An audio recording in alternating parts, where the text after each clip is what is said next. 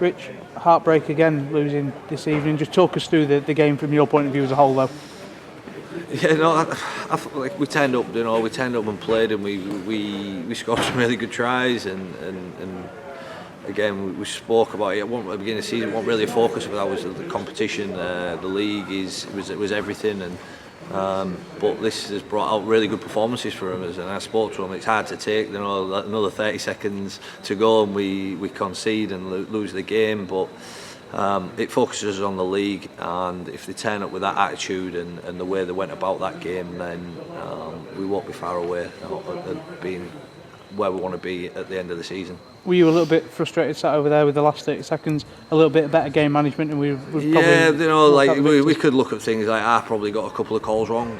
Like we took the 2 when we had momentum, and we don't quite get it, and they generate momentum on the back of that, and so I probably hold my hand up on that one. But 3 minutes to go, and we try forcing a pass online, and they get a seven tackle set that gives them field position and an opportunity to get down our end, and they got us on their last shift of the game.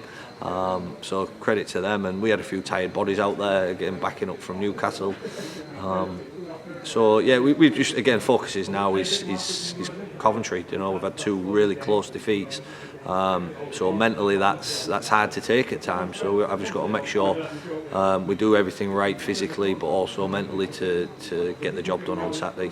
Were you proud of how the players performed in the first half, certainly going uphill as well, to go in Look, leading? I thought for the full game, I thought the way that they applied themselves was phenomenal, and like I said, being 30 seconds away from being into the semi would have been it'd have been great, but for us now, like I said, let's focus on that league. A few tired bodies in the camp after the last couple of games.